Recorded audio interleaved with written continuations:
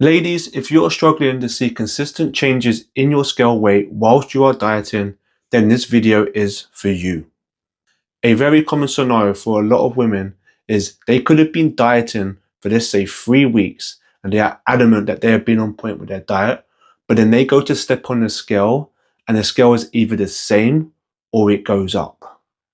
Now, as you can imagine, that can be extremely demotivating for a lot of women if they have been on point with their diet and yet their scale has still gone up. Because that then makes them start to blame other things like their metabolism, or they just think that for whatever reason, they just can't lose body fat.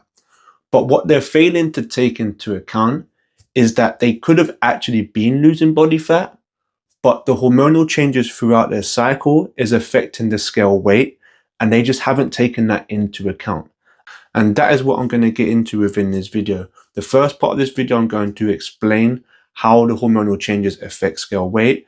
And then the second part, which is probably even more important for practical reasons, and that's how you should track scale weight so you can be more confident in the fact that your diet is actually working. Okay, so I know what you're thinking. What the fuck is this, James? Well, apart from it being an amazing bit of art, this is just a graph of the hormonal changes throughout the menstrual cycle. Okay, so I'm just very briefly going to explain what we are looking at here, and then I'll go into explaining why it's important that you understand this, because it is. Okay, so on the x-axis, we just have the hormonal levels. On the y-axis, we have the days.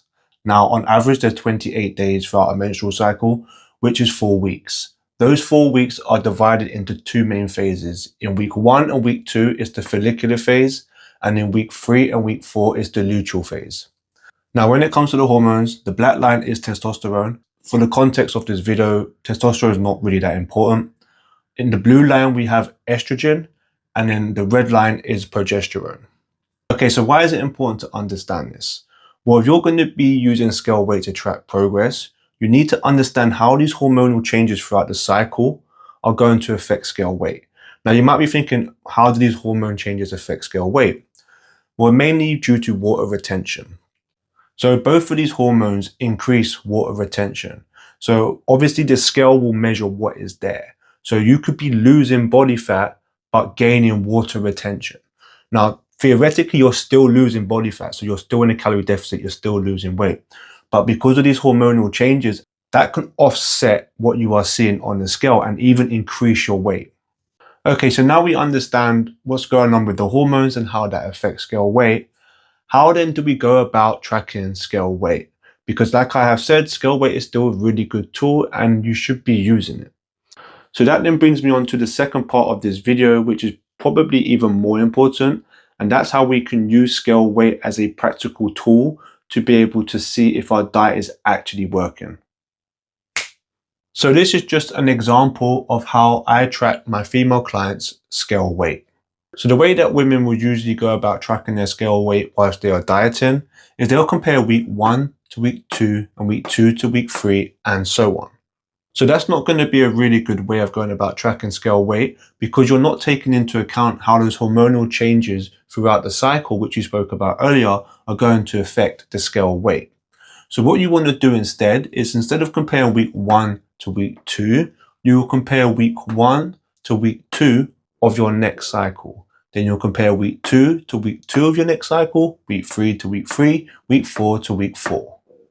The reason why you want to do it this way is because it's just a more fair comparison, right? Because when you're comparing week 1 to week 2, hormonally, you're just in a different place, right? So you're usually going to be holding on to more water in week 2. So it's not a really good idea to compare it to week 1. But if you compare week 1 to week 1 of your next cycle, because hormonally you are basically in a very similar spot, that means you're going to be holding on to a similar amount of water, right? So that's just a much more fairer comparison. So another really good benefit of tracking scale weight this way is that over time you will start to see patterns emerge. And then that will allow you to start being able to predict what is going to happen. So as an example, let's just say we go on to month 4. So in week 1, let's say we're 58 because we lost more weight.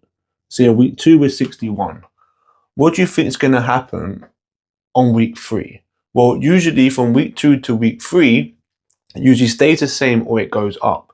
So the chances are that it's either going to stay the same or go up here too. If you predict it's going to go up and then it does, well, then you're not going to feel nowhere near as bad about it. Versus if you thought it was going to go down and yet it's still the same or gone up.